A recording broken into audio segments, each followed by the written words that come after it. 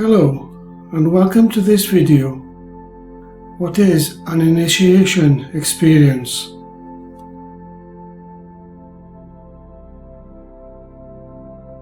Initiations in the natural world are being encountered every moment of every day.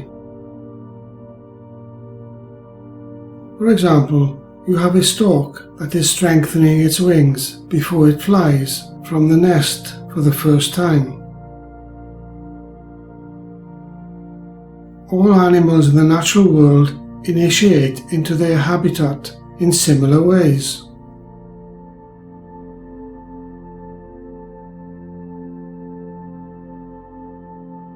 Human beings also initiate whenever they are experiencing something for the first time, like when a baby takes a step or speaks a word for the first time.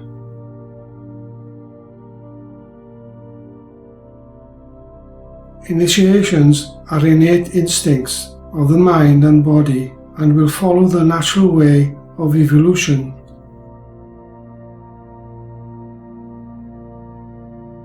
One of the biggest initiations humans have had was when humans discovered how to make fire. Some anthropologists believe that our closest ancestors, Homo erectus, were using fire as tools as far back as 1 to 2 million years ago.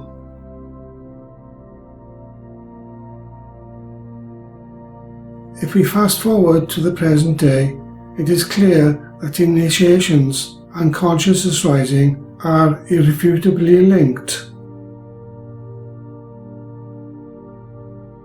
At this present time, humanity is in the process of awakening the fourth and fifth dimensions of consciousness. These initiations take place when the third eye and throat chakras are activated and the process of their opening begins. This is when the rewiring of the visual cortex of the brain starts in earnest, chiefly through the pineal and pituitary glands. These then activate the faculties of clairvoyance, clairaudience, and clairsentience, which gives us 8 senses, not 5.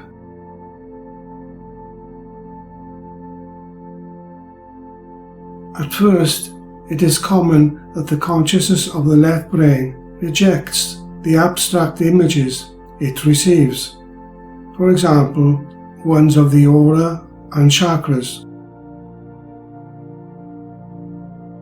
Gradually, the rewiring of the left hemisphere of the brain becomes established, which is when the faculties of clairvoyance, clairaudience, and clairsentience become a reality.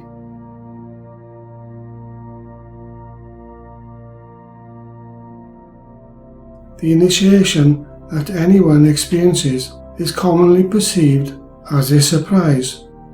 But if you go deeper into what lies behind the initiation, there are some intriguing insights.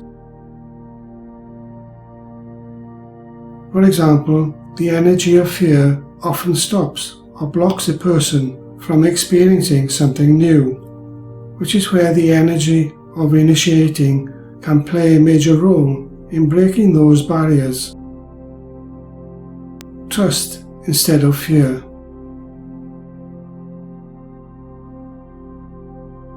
I recall a time when I was attending a Greenpeace festival in the county of Somerset, in which there was a group of people giving a fire walking course over a 3-day period. I noticed that during the course, the students of the fire walking group were meditating a lot, which I felt was helping to transform any fear related to what they were going to experience. On the 4th day, the organizers created 3 fire beds that were approximately 15 feet in length, 5 feet wide, and 1 foot deep. Each bed was filled with logs and blocks of wood. As nightfall came, the 3 fire beds were lit, and many gathered to watch as the initiating students formed a line behind one of their teachers that stood in front of one of the 3 fire beds, and then a drum beat began. The 3 barefooted teachers then started to walk over the ambers, quickly followed by their barefooted initiating students. There was much laughter and joy, especially from a number of 10 to 12-year-old children who walked to the end and stepped off the glowing ambers without a single burn. Here is my understanding of how I believe it is possible for anyone to firewalk. One of the key things to understand is that all forms of fear are illusions, because fear, if followed, removes any form of self-trust one has and disempowers any belief one has in the powers of the higher self to go beyond the illusions that fear creates. On an energy level, the feet literally do not touch the fire because there is an abstract shield of energy under the feet through which no heat can pass. Those who have no fear to walk on fire will maintain the abstract force that protects the feet from burning. To summarize,